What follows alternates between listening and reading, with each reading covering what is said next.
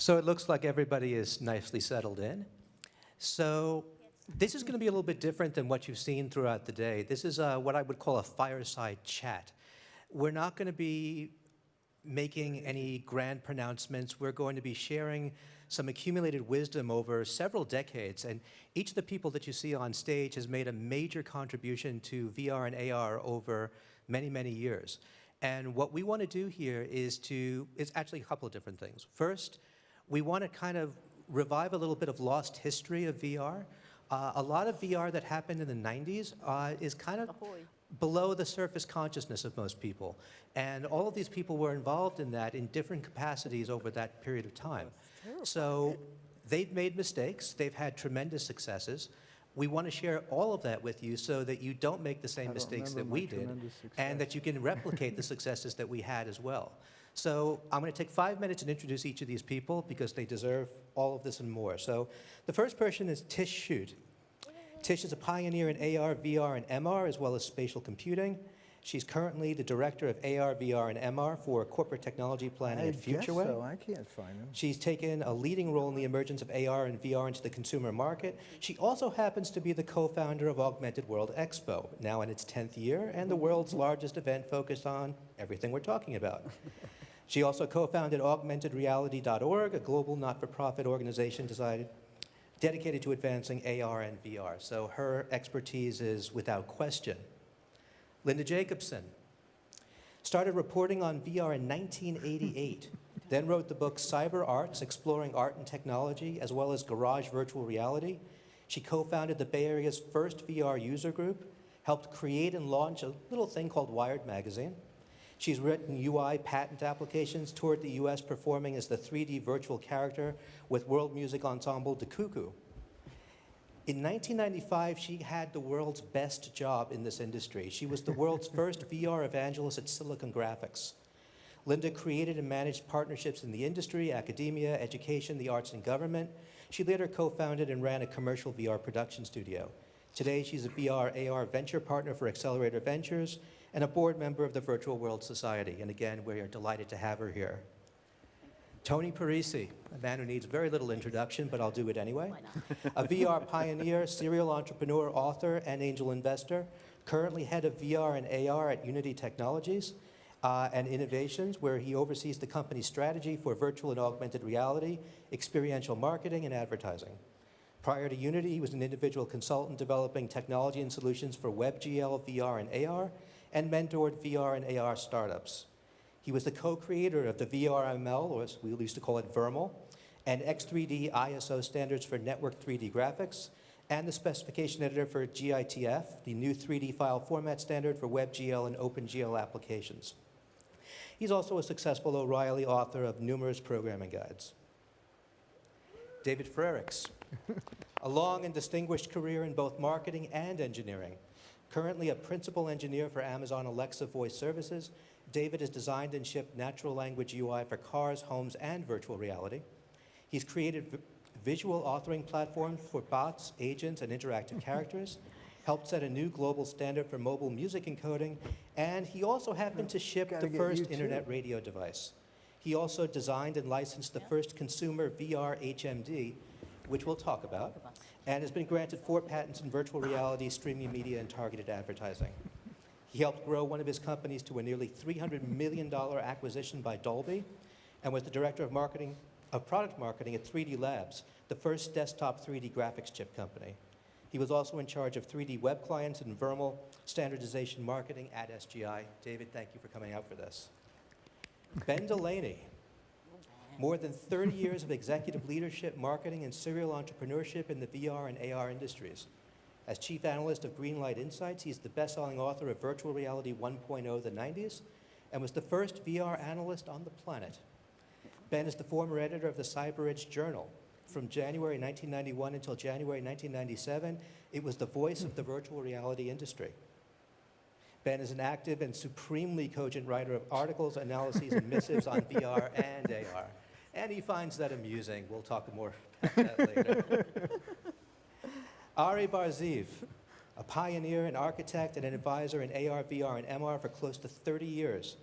Most notably, he helped found and invent a little something called HoloLens at Microsoft in 2010, developing the first AR prototypes, demos, patents, plans, and UX concepts, sufficient to convince his leadership to buy in. At Bing, he built the first prototypes for what is today called the AR cloud. He's worked at Amazon in a number of different capacities.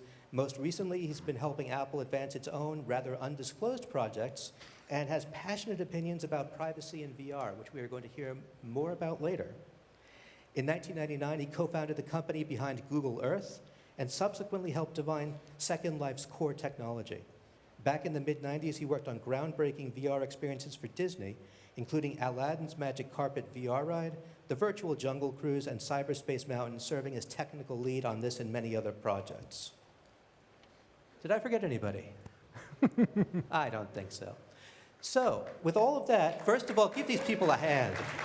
Thank you. I want to make it abundantly clear that the industry that we're all part of today would not exist without the contributions of these and many other people back in the 80s and 90s. And one of the things that we want to talk about is what was it like back then? So the first question I'm going to throw out to the panel for everybody to discuss, what was it like trying to develop and communicate a vision of VR before the consumer hardware was able to effectively power those visions? And anybody can start. David. Oh, great. So I get to do this? All right. So it's really interesting because the idea of virtual reality actually had shown up in a lot of science fiction. And, you know, we all talked about Neuromancer and William Gibson and cyberspace and the coining of the term. But the reality is, of course, that there was no concrete consumer product that anybody could have their hands on. But that didn't stop people from spinning a bunch of stories. And I think that, you know, of course, Ben has a lot of that. And cubes, yeah, spinning cubes and teapots. Spinning lots of teapots at various 10 frames a second. Yeah. But actually building off of some of the successes of what happened at NASA, and then I think the evangelism of basically the unacknowledged evangelism of Jaron Lanier, actually coining the term virtual reality. Popularizing it. Okay. He'll be the first one to tell you that Fair the enough. HP guy wrote it down first. But from that perspective, I think he actually did a lot of the groundwork that made it easier for us to kind of communicate. He made it harder to sell virtual reality in corporate places. You know, I mean, everybody thought virtual reality was But why did he make acid it trip. virtual? What's that, Jonathan? Why did he make it difficult? What did he say? Why was it difficult? I'm really old, so I can't hear. Why did he make it difficult? There was definitely a perception because of the media hype around virtual reality in the late 80s and early 90s. The groundswell of support for the field was really pushed out by Timothy Leary and a number of other people in the counterculture who seized upon it for all the ways you can imagine. And Right. I think, and Jaron, if you've ever seen Jaron Lanier, you know that he presents as a countercultural type person. And the kind of ways in which they were talking about the potential of VR to the press made the press pick up on the psychedelic acid tripping thing, which made it hard to be taken seriously when you're talking to someone from BMW or Schlumberger or But it's John Deere. But it's exactly what got me and my wife to move to San Francisco. to be there, right. VR, by I the way. remember. That's exactly why we showed up. And then I was hooked once I got there. I met you, we met because we couldn't stand the fact that this technology was only in the hands of the techno elite, right? So a bunch of us got together and created this user group, virtual reality group, and we called ourselves Virgins. We got 4 virgins up here on the stage here. Right. And we invited. And we're going to die that way. But you invite have people to to come and show acknowledge Yeah. that part of the reason that it wasn't in the hands of everybody was that it cost $250,000 to do virtual reality. head mount was In 1992, you needed a silicon graphics computer that was as big as a refrigerator and processed not quite as fast. You needed a head mount that cost at least $5,000. And as Dave was saying, we get, a good 10 frames per second out of that. Yeah. Not to mention there was no texture mapping or video or anything like that. But the mainstream media, much maligned as it is today, picked this up as the promise of the future and just believed whatever anybody told them about it. And Jaron was part of that. Unlike today. Unfortunately, that's never happened but then again. Very discerning folks today. Luckily, they're so much more. And what was amazing, by the second wave, which I think Avi and I are the second wave of original gangsters, all of that was forgotten, amazingly. And Ori and I, and I'm sure Avi, we would go to meetups and we would say, hands up. Anyone here who's heard about virtual reality, augmented reality, and we would show them the spectrum of augmented to virtual, one hand. So that's amazing, is that, all of this rich history, by the time the second wave of original gangsters, I met Ori in 2007, 2008, and Avi about the same time, although we have somewhat parallel backgrounds before that, and it was all forgotten. And I think that's so interesting, and it's something for this audience to think about, because Is that Brenda? If we keep forgetting, Hey, That is, okay, now we're in the presence of somebody stand up, Brenda truly Laurel. great. and Tom Finesse. Not going to do it. She's not gonna stand up. Hey, Actually, Brenda. we should have all the original gangsters Yeah, I was gonna stand up. say. Stand up. we need a bigger. The best storyteller of virtual reality has ever seen is sitting right there in the third row. So. Okay, go ahead and stand up. Go ahead. Come on. There's no way around this. And Tom Finesse. Now, If we're now, acknowledging David. folks in the audience, we can't ignore Tom for Yeah, exactly. I Tom think Furness. he's already Tom figured out. He's right here. Oh my gosh. All right. So I'll ask a question of the audience. Somebody who here knows who's the actual originator of virtual reality? Can anybody tell me who that is? Mort Heilig. Well, Yeah, maybe. Oh, we're but going to I'm get into a asking- geek I got fight Tom already. agreeing with me. Ivan Sutherland. That's it, I Ivan heard it. Sutherland Ivan invented a Sutherland. head-mounted display. There was a company in the 80s, and actually going back even into the 70s, called Evans and Sutherland, which was the first VR company on the planet. They developed multi-million-dollar systems for the US government and the military. Ivan was actually the father of VR, and sadly, no longer with us, but at this point, he was the first wave. And most of those people sadly aren't with us anymore, but we're still around. We're the second wave. And from my standpoint, the thing that actually made trying to promote virtual reality in the 90s so difficult was a movie that still haunts my dreams to this day. Lawnmower Man. There is nothing Favorite movie, please. there was no more damaging Sorry, Brett thing. Leonard. Is Brett in the house, by the way? No, Brett, I know. I support Lawnmower Man. We like Brett. Sorry, Jonathan, go ahead. Go on, No, sorry. But from a promotional standpoint, Lawnmower Man people had never really heard of virtual reality in the mainstream until that movie. And when they saw it, they expected VR to match that. And of course, Right, it couldn't. right, It was the all gimbal, pre-rendered. right, The hardware was nowhere near up for that challenge. So it made it very difficult for us to actually do real VR because we were trying to compete against something that was literally fake VR. And now we've got, Ready Player One, which for this generation has now done the exact same thing. It's set people's expectations ridiculously high. So this is something that, as a communication standpoint, we all have to address. Yep. Go on. I think what's interesting about this is that it highlights a gap in the way that we're promoting this stuff, because actually studies have shown that it really only takes 10 frames a second to get to the immersion level.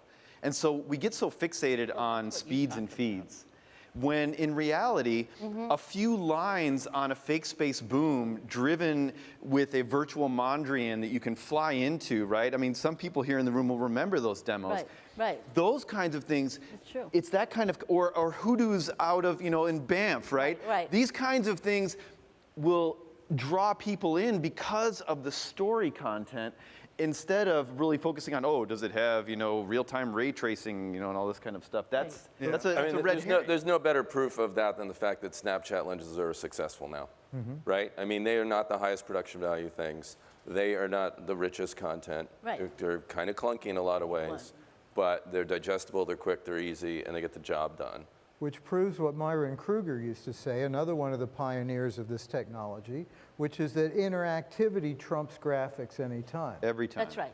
And that's really the truth. The quality of the interactivity is much more important than the visual content. Yeah, and that's Still what is. enabled, really, I think, us to start Augmented World Expos and then Augmented Reality event, was that the fact people did have this smartphone in their pockets, even if it wasn't the ideal device, it was a magic lens.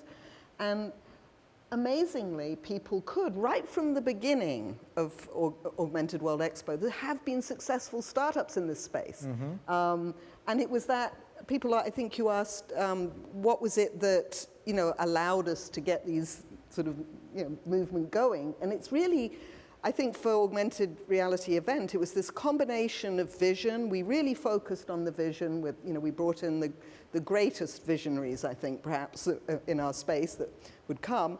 But we actually had a real community of people who had successful ideas from the start. I mean, there's always this idea that there's going to be a piece of tech that makes this just everything perfect. But really, I mean, is anyone from LAR here?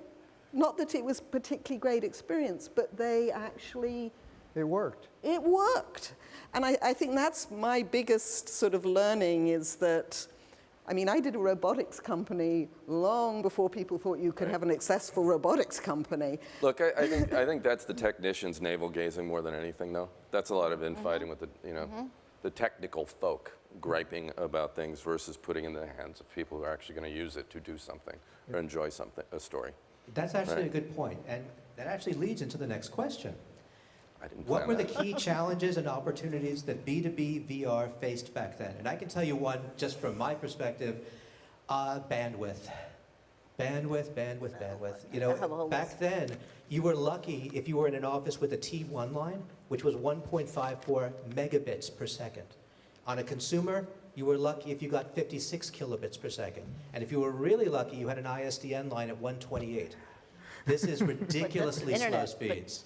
So that was definitely a challenge for B2B back then. But what about the rest of you? What do you see as some of the things that were an issue? It was cost. I mean, that was, everything is cost sensitive. And if you could come up with a use case that companies would get excited about, I remember talking with a particular big box hardware store. They were very excited back then. They would love to do it, but it was going to cost $1 million. And it's just not worth it for them because they're not going to make that back anytime soon. And even the Disney thing we worked at, which I think is the counterexample to what David was saying about fidelity. Like, we paid a lot of money to get the highest possible fidelity, 60 frames per second in 1993. But we right? aimed for 90. Right, of course we aimed for 90, but that's what those it can crazy handle. head mounts you And yeah, custom head mounts and everything. And it was the highest fidelity thing I had ever seen. Yeah. And it's pretty amazing. It still got people sick, right? 60 frames per second and good fidelity wasn't enough to prevent nauseation. But Disney put $20 million into it. Like, who else is going to put that amount of money in just to be able to do something that was 15 years ahead of its time? I worked with a lot of corporations that did, but you put your finger on that next thing, which is not just the cost, but the ROI, right? We're always chasing the elusive return on investment. There was a lot of tangibles, a lot of qualitative ways in which you could say this is better than the way we did it before, but that was really challenging. A business like John Deere, they don't have the bucks to invest in R&D. They can't pay for an experiment. They need to see ROI right away. Exactly. So that was really challenging, was that, and the lack of the smooth integration into workflows. Those two things, because it didn't integrate well into workflows at the corporate side. It increased the cost. So you couldn't recoup the investment because you had to deal at the infrastructure level. And this is even before, Jonathan, before any kind of interaction or collaborative. And another Yes. issue. Go ahead, Ben. Another issue is the head-mounted display. In a lot of business environments, nobody wanted to put this thing on and take it off, put it on and take it off. The coming wave of smart glasses, I think, is going to bring AR and VR to the workplace because they don't look stupid and you don't have to take them off to do your regular work. And the ROI is really impressive. And this afternoon I heard that Boeing presented earlier today and talked about their exciting new application. Stop me if you've heard this. They're using AR to install wiring harnesses in airplanes. Oh, jeez. Remember, that was the first That was AR one of the first That was ones. in yeah. industry in the mid-90s. Boeing announced a project, experimental, for those who aren't aware of it. Air Force Base work on that? Yeah, a wiring yeah. harness is all the wires in an airplane that cars have them too. Airplanes have a lot more than cars. And Boeing used long tables, 50-yard long tables, spread out all the wires that would go in the airplane, the ones that come off to go to the wings and the control surfaces and the seats and everything, wire it all together physically and then put it in the airplane. And how they put it in the airplane was guided by paper instructions. So now, and then in the 90s, they experimented with augmented reality so that their technicians could see where the wiring harness went in the airplane. And I hear that today it's finally in production 25 years later. 25 Which, years later. yeah, I mean, Jonathan, this brings up a great point. We were talking about this backstage. Most of the use cases the kids are all crazy about now, we were talking about contemplating and having discussions with customers about back then. Not all of them, and the world has changed quite a bit too, and many more factors have come into play. But I'd say that, and also back to the question you were asking about the sales friction, we were also up against another headwind, which was timing. Remember when this was? We're talking early to mid 90s now. That's just when personal computers were really hitting offices. That was before at CompUSA or any of these stores, you know, where your consumers could buy PCs even existed. That came a couple of years later. And it was like the web was just getting going. People were just understanding all this basic stuff about computers, how to develop for it. So we're also selling this like Martian hardware against that headwind. Totally Yeah. sci-fi shit, like 20 years ahead of its time. Though the thing is, the web took the attention away from And that's VR. the thing. If you're a student of Jeffrey Moore, Crossing the Chasm, market adoption curves and all that, one of his cardinal rules was don't try and start a tech revolution when there's another one happening next door. And We did. We and also didn't had the do problem well. of needing to roll these solutions all custom. Yeah. Right? So Right. there was no idea of, okay, I am a average person at a company and I want to use virtual reality of some kind to solve a problem that I have in my business, whether it's a process flow or it's some design element. So putting all these pieces together, I mean, that was what killed my first startup, Future Vision Technologies, right? Was that we had this really great high-end graphics card, but we were working with Autodesk on their cyberspace developer kit, which is a C++ developer environment. Who's going to use that stuff? There's like, I mean, how many? That's It's what like killed 5 us- million my 3D startup. developers on Right. the planet today, maybe-ish. How many were there then? Yeah. 5? 11? Yeah, 11. I mean, And they all read no one knew how to Cyber Edge make Journal. them. And the people that Right. liked the Autodesk solution were the ones that couldn't figure out how to use Sensate. And I think a really important thing that happened that actually there was I mean, this is why one of the reasons I left virtual reality was the internet. I mean, who could ignore the world was going to be networked? I mean, I'll never forget the day I logged into panics.com in New York City. It was, I mean, I wasn't going to do anything that wasn't networked from that point on. And I think there was an actual brain drain because, you know, I had actually, you know, had been working on eyewear and things like that. I completely lost interest. And I'm sure I'm not the only one because this was huge. This was, Well, what's really funny along those lines, though, is that, okay, let's look at the first web news event. So this is actually something that may not be widely known. The first web news event was the Mars Pathfinder lander. Yeah, right. And what was interesting about that is that VR in the web, VRML, thank you very much, Thank you. was actually a core part of that experience. That's right. We've, you know, at SGI, There was a we- virtual Mars That's right, rover, rover. we did all 20 that. years ago. Exactly, and so this was like important. that. So we were trying Online. to put these pieces together, but I think it just didn't click. Yeah. Let's also not Yeah. forget there are societal issues as well. Not just about product, not just about technology. It's how people react to technology. And I will bring up the inevitable and much maligned glass hole issue. A perfect example of hardware that was unobtrusive, sat very nicely, was easy to work with, and everybody revolted. And it wasn't because of the technology. Frankly, it was because of the way people were using the technology. That's never to be underestimated. You can have the best mousetrap in the world, but if it kills the mouse, what's the point? Yeah, I mean, and now everyone's totally comfortable with this kind of going on most of the time. But when Google Glass was hitting the world, then, that was not a very comfortable notion. How long ago was that? 7, 8 years ago? Yeah. 9, maybe? Yeah, I remember sitting across from the product manager Not long of Google Glass at Stoddard's in Mountain View, and like getting really annoyed that she kept casting her gaze at me with the camera. How do you think I felt? I don't like getting myself pictured. Yeah.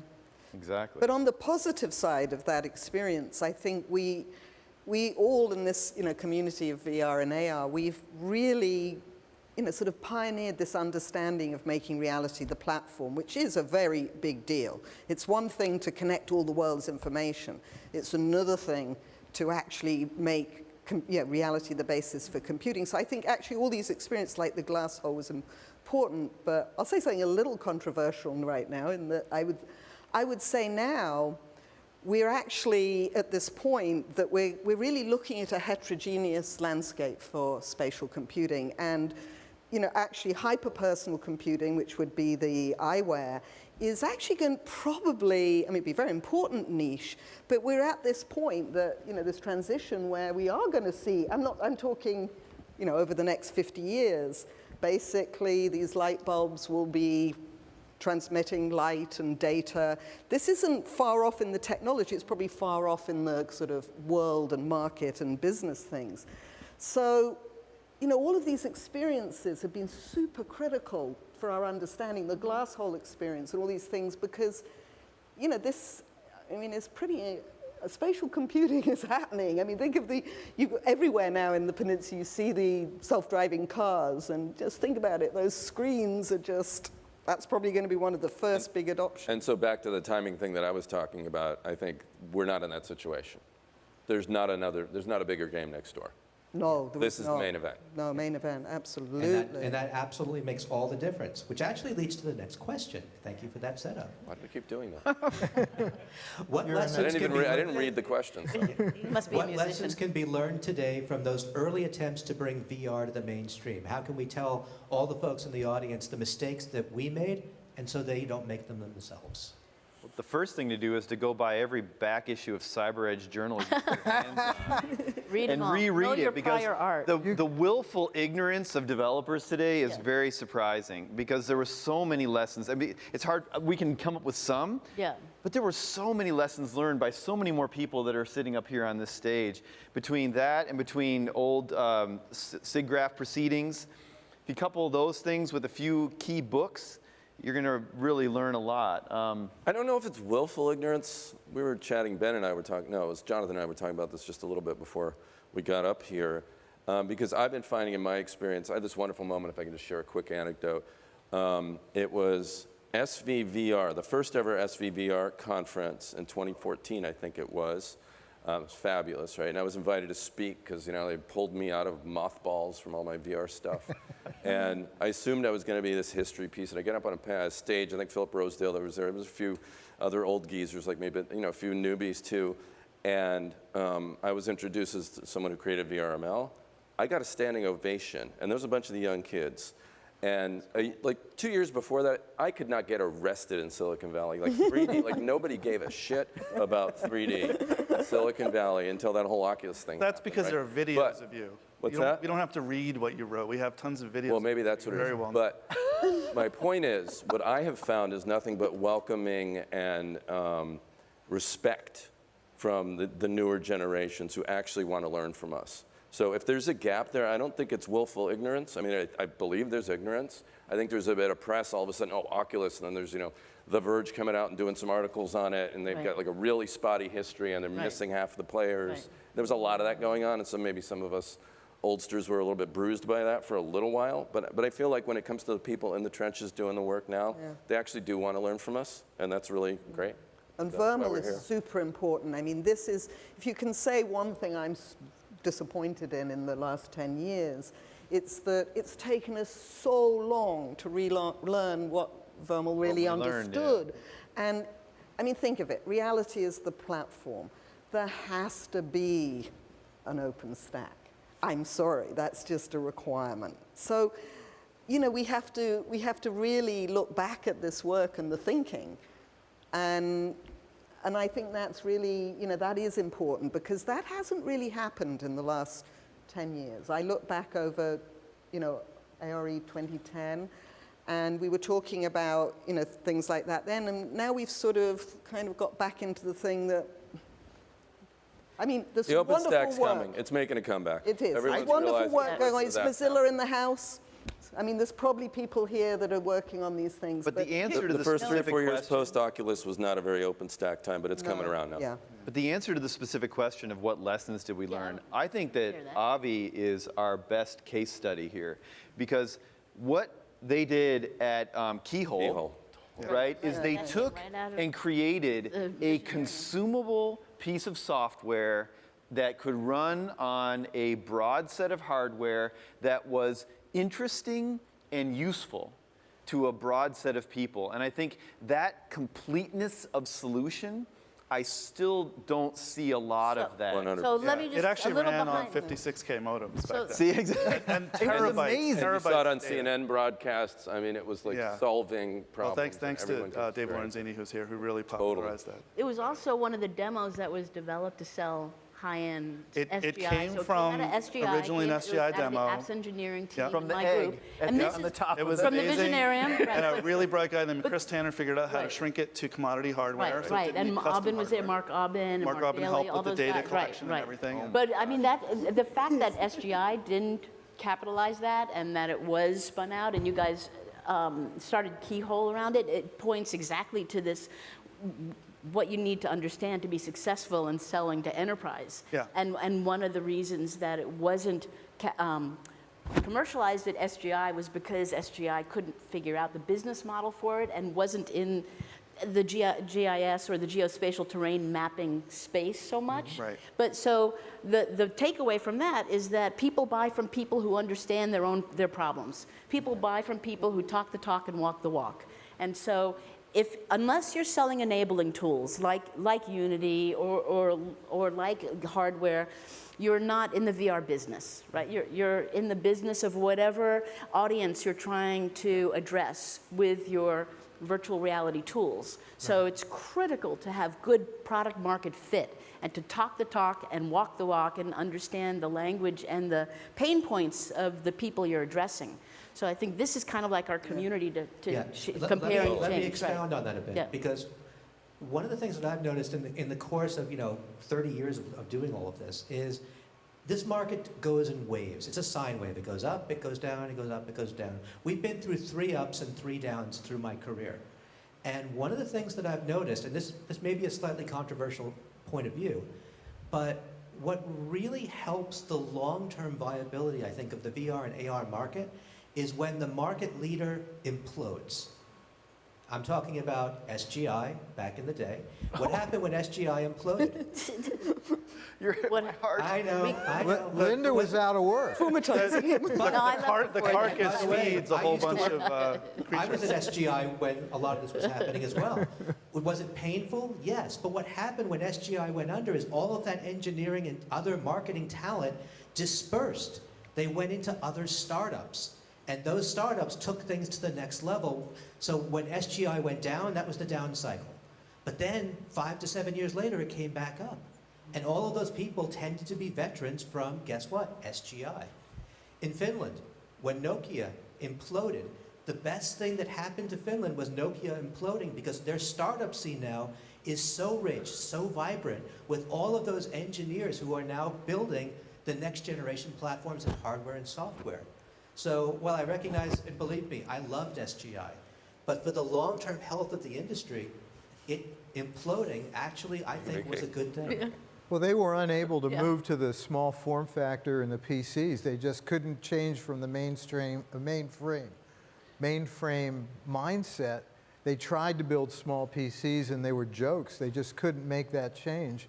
Not unusual. But I think Avi was also present in one of the other best lessons that we learned in AR for consumers, which was the Disney Quest experiment, which was a tremendous breakthrough. It opened in 1998. I remember it well. I was there in Orlando when they opened the building, and it was an amusement park inside, including Aladdin's Magic Carpet Ride and a ride where you were on a raft in rapids and they sprayed water, and there's a motion platform and just a whole bunch of virtual reality rides. And it was the best of the best at that point. And yet it wasn't a good business. And it was a terrible business. Because it And couldn't decide if they wanted to be a tourist destination or a bowling alley. Right. But I think if they had been a bowling alley, they might still be. But the bigger point, the point I took away from that, and that I'm still taking away from what's going on, is that in the consumer world, content is king. And if you can't maintain a regular refresh on your content, and and keep it exciting and interesting and compelling, people play the game X number of times and they're done. And that's it. And that's what happened to Disney Quest to a certain extent. It's what happened to Virtual World Society, which had a tremendous... Virtuality. Yeah. No, not virtuality too, but I'm talking about the guys from Chicago that had the pods. Oh, yeah. Actually, yeah. I'm just going to interrupt so that we can Jonathan. keep the flow going, because as much as I love hearing all of this, we have other questions. One of which is, what do you all see as the great opportunities in VR and AR today? Beat Saber. Do we have to have more video games, really? Yes. Something other than video games? Yes, I know. of Yes, course. we do. We need something other than video games, please. This is related to a question that I get all the time, which is people say, but virtual reality died. And I say, no, it didn't. No. Virtual reality went into business. The consumer aspect of it died. It was way premature in the 90s. It was, and there was no way for consumers to do it, even with a head mount that only cost $2,500 and had full CGA resolution. You've got that. Like the one that... Yeah. Like he's Oh, you This right is there. did you bring- $300, That's three- by yeah. the way. So I'm excited about the Quest. I'm excited about the launch slate of games. I'm okay they locked the whole ecosystem down for now. May they sell tens of millions of these things. They're selling out of stock already. I know it's early. I know those are probably the people like us buying them, but I'm really excited for that. What I work at Unity, we're all about XR and marketing. That's my job. All the things you can do with creative media to tell stories without having to shoot anybody or shoot anything as a non-gaming use case is great. I'm focused on that on the phone now because there's a billion AR phones out there, and so we're a business that needs to operate at scale. But yeah, so personally, Jonathan, I'm super excited about the storytelling, marketing use cases, education. I'm interested in the telerobotics and the use of IoT and for cleaning up toxic waste and for addressing dangerous environments. I mean, the things that used to be talked about but too expensive to implement, we could now do it. I remember SGI was involved in cleaning up SGI machines were involved in cleaning up Chernobyl, sending in teleoperated robots to yank out stuff. And With a I just reality imagine, engine on their back? it was I just saw a great pipes. AR use case on Yeah. that topic. Yeah. There was some London-based group I cannot recall what it is. I'll have to look it up later. Where you could point your phone with this app and see the particulates in the air based on the pollution Yeah, data. that's So it's bringing yeah. together AR and Now how do we big get rid data of the sets in particulates? downtown London. You can see the crap in the air around you depending on the neighborhood you are in. So I'm not denying all those use cases. I think those are great, but the one, and you touched on this, is communication. And really is, Yeah. it's the mother of all use cases for both VR and AR. And for VR, it's really being able to bring people together in a way that they couldn't otherwise, and saving on travel and all sorts of things. And for AR, it's the everyday communication. It's I mean, that's how, ultimately that's how we replacing came in the phone. understanding what VR is fundamentally a communications medium Yeah. that's geared toward human-centric needs. Yeah. No, are you Yeah, talking yeah. avatars? Yeah. I mean, are we Yeah. talking You know, cartoons? yeah, Are we I talking don't wanna get volumetric? avatars. I mean, that's what I'm brought a talking lot of us together multiplayer. back in the day. I agree, Real but multiplayers. fundamentally, just like, in some cases fidelity doesn't matter, the representation Yeah. of people, there are right and wrong ways to do it, but it's not the most important thing. What's important is that people can be themselves and that they can feel real connection with other people, right? At least as good as in real life. If it's not as good as real life, then it's not quite there yet. Right. It has to really be that you feel you're with the people, and then the second question, once you get to that, is what do you do with other people? That's okay, but start with that fundamental connection And you can do it in very low fidelity. It's not easy, but you can. But I this is think why this is the real problem that we haven't solved since the early days of computing. I mean, I showed it in my talk this morning. Alan Kay showed in 1972 a drawing with two children seeing the same and interacting with the same, a synchronous experience. That still doesn't exist in 2D, other than very complicated things you have to screen share, downloads. And this is absolutely a travesty. And I think that it's absolutely, I totally agree that this is the thing that what's it, augmented reality is. If we do one thing, If we do one Better be thing. It's connection. Yes. And why do you, Right. why else would Mark Zuckerberg pay $1 billion for Oculus? We're Because all in the wondering end, that. he sees this as a connectivity, people to people to people. So now what I'm going to do is I'm going to ask each panel member one question. They're going to give 1 minute answers, and then other people from the panel can chime in, but let's try to keep it to 2 minutes max per question. So my first one is actually to Avi. And I know this is a topic that's near and dear to your heart because I read your article this morning.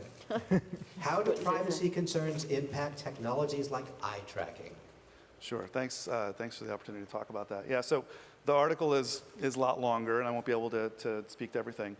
But I think the core of this is we are being enticed with new features to be able to put things on ourselves that are going to be revealing a whole bunch of information. And not just revealing, there's a lot of people are like, well, I don't care, I'll be public, people can know what they want to know about me, they can take my picture. But the end game here is actually control, not understanding people, being able to manipulate people and control them. That's the scary part. And given enough information, if you put enough sensors on your body such that somebody with the intent to control you, to get you to buy things or vote a certain way, can know enough about you to figure out what buttons to push, emotional buttons, the things where we react almost at a deep level, that they can figure out those buttons and push them at the right time. And we've seen this happen already. We've seen it happen in 2D with fake news. So just imagine now with the power of AR and VR, the ability to manipulate the reality and change things. And the article goes into a lot more detail about how easy it is to fool you. Your human perception is not as good as you think it is. By a long shot. And I include a lot of videos to demonstrate that along the way that smarter people have put together. I just include them all. But the reality is if you give out this information, then you've given up control. Because now somebody has everything they need to figure out how to specifically manipulate you, and you won't even be aware that they're doing it. It's a huge danger. It's very Pavlovian, actually. Yes, it is. And is one of the reasons why I today refuse to use, even there's some cool products I won't mention by name, but any company who has not updated their privacy policy to match the rhetoric, to say that we are going to protect this data. We are not going to keep it if we don't have to, and they don't have to.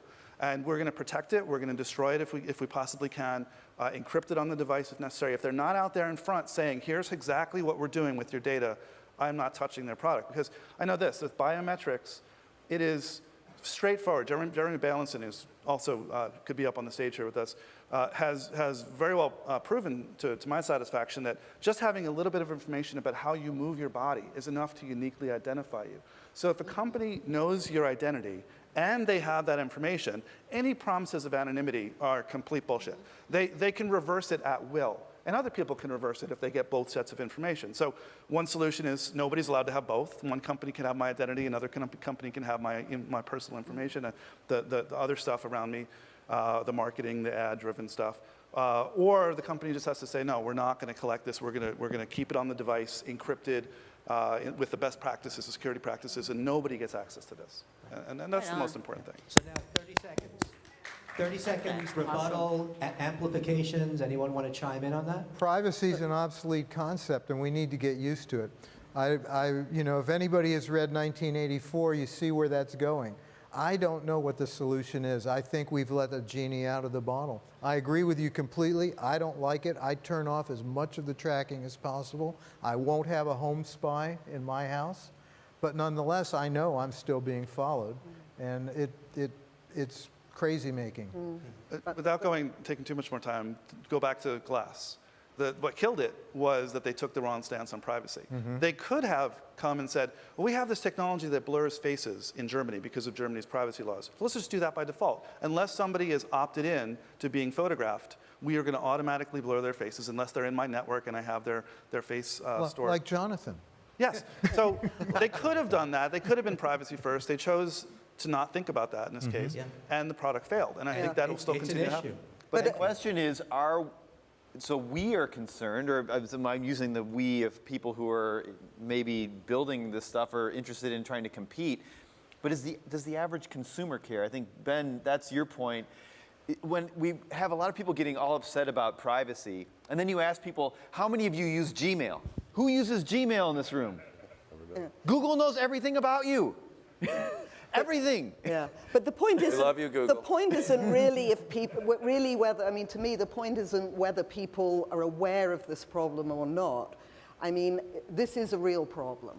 And to me, this is why 10 years ago I advocated for decentralized architecture. I will continue to advocate that. It doesn't maybe fit with current business models and the idea of the billion-dollar Fort Knox that will control everything, but it's somewhere boils down to that. I think we can affect these things, David, to your point. Gmail used to serve up ads based on what was in the text of your emails, and they stopped. Yep. Because any company worth its salt is going to be sensitive to this because they don't want to lose their user base. And people say, well, the investors are pushing for more and more profits. The investors are pushing to retain the customer base. And if the companies get the message that they will lose customers, so it's really up to everybody deciding to make it known to companies that this is not acceptable. They will change, and they've done it. I hope we go there. But if that's, you're making an assumption they're in control of that. Unfortunately, we also have to continue, much as I hate to cut This this is a big one. conversation short. So this next one is actually for David. So how important is audio today in VR and AR as part of the overall experience? So I think audio is key. When this is going all the way back to the very early work that we did, even back at the University of Illinois, and then going forward, we always had audio as a key part of the systems that we created. If for nothing else, that you can use the audio to enhance the immersion capability. So a good audio track can cover a lot of visual sins.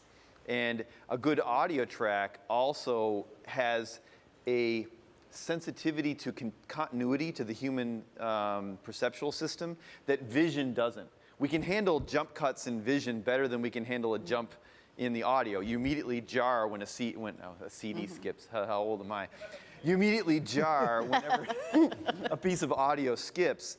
But when you have a glitch in the video, not that big of a deal, because our video processing seems to be able to handle that better. Just fix the antenna, right?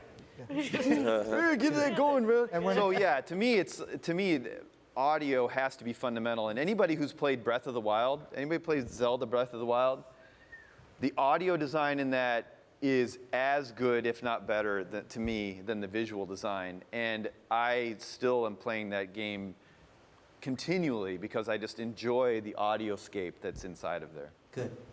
Okay, so I'm going to, in the interest of time, keep going on this. So, Linda, tell me about how can VR and AR best be used in the industry, such as in verticals like healthcare? Yeah, that does have a big tie into the privacy issue and the whole, electronic medical records world. But healthcare is a tough nut to crack if you are looking to create a business that is looking in the field of healthcare. If you're not already working in healthcare, it's truly a medical industrial complex. But the good news is, not the good news, the good news is there's a rise of the patient-consumer advocate model. And we as patients are having to really do a lot more work in order to maintain and protect our health and not buy into the authoritarian pharmaceutical model. So I think there's opportunities to work at the patient end and the demand side, the demanding services or providing information about health and wellness.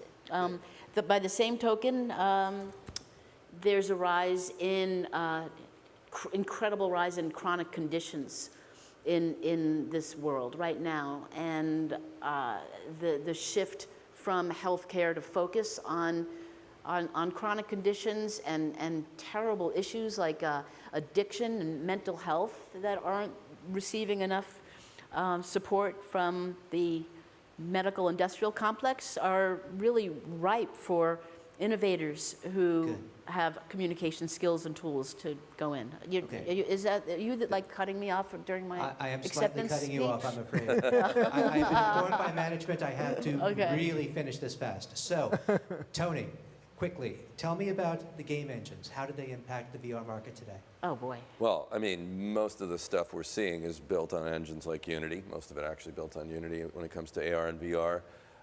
And what we've got there, I mean, we started this conversation kind of talking about spinning cubes and, you know, crappy content of the day and teapots, you know, 1,000 polygons.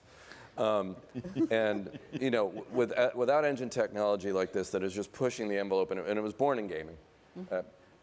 Game players want a certain level of either fidelity or action or some trade-off between the two. I just need 30 seconds. Game creators need control of the whole pipeline of production. They're the most finicky developers in the world. They want to push every polygon. And the only industry that's been able to match that up economically, historically, has been the game industry, with a business model supported investment in those kind of engines. Originally, in-house engines from the big game developers that then turned into democratized game engines like Unity, where they, you know, the company saw the opportunity 15 years ago to get into this and be able to make a world where everyone could create like that. So fundamental, vital, games are stuck a little bit, and VR rather, and AR, stuck a little bit in this app world. Charlie talked about it in his earlier talk. We're probably going to move beyond that, but you'll still see the relevance of these engine technologies if we go to an appless world as well, because they're just going to push the envelope of functionality, fidelity, and all the other things. Awesome. Good. Good. So I'm going to ask the last question to both Ben and Tish, because I think you're both eminently qualified to answer it. What do you see for the future? What do you see for the next year to two? Do you want to go? I'm actually very interested in cars right now, because think of the history of the mobile phone. And where did the mobile phone begin? In the car. Why? No problem with power. And I just think, I mean, for me, I spent a lot of time in New York City and other big cities, and I'm not a great driver. I really do need to communicate with my car, and my car communicates with me as best it can. And I think this necessity as we transition to, you know, self-driving cars and autonomous vehicles, of that confidence we will have in our cars to do things, is really going to be a great opportunity for everyone working in augmented reality. I mean, this is a vehicle full of screens with no power problems. So I like cars, but I talked a lot about, I really think, I mean, this is the way I work. You should always think 50 years ahead, or at the least, before you come back to what you should do now. And that's the message of augmented reality event, I think, is that you must keep vision there with execution. So keep doing things but keep looking that far ahead. Where do you want to land up? And then find the things you can do right now. So it's execution and doing. And if you've heard other talks I've done, I mean, I'm pretty bullish that we've got to make this transition from electronics to photonics. It will happen over the next 100 years. But this is as big as, you know, Stone Age to Iron Age to all these other things, and it's already happening. The whole of the internet runs, and all of our devices runs on photonics. So this is not something new, but just imagine this room when the lights are part of this ecosystem. And this is a very important world, because it's a world that doesn't consume the power. We have a problem. If all of the things we're doing, any percentage of the world bigger than a very small amount was doing it, we would toast this planet right now. Actually, we couldn't even do it. The data centers can't handle it. So I think this is like, you know, that's the big vision. So be ready. This is bigger than we thought, by the way. This is really, I mean, got very big and very important. And I mean, short of something devolving, we're on a very, very big, important journey, and we're the people who, because of all these experiences, have really begun to understand what it means to make reality the platform for computing. And it's a big deal, and I think we have to share some of this too, because this problem of people. I won't get into devolving, because I think we are devolving. I think that AR is going to be much bigger than VR. VR is going to remain a niche. And healthcare and training are the two. What? Healthcare and training Healthcare's huge. are where we're going to see it go. Wow. Thank you, everyone. Come out this way.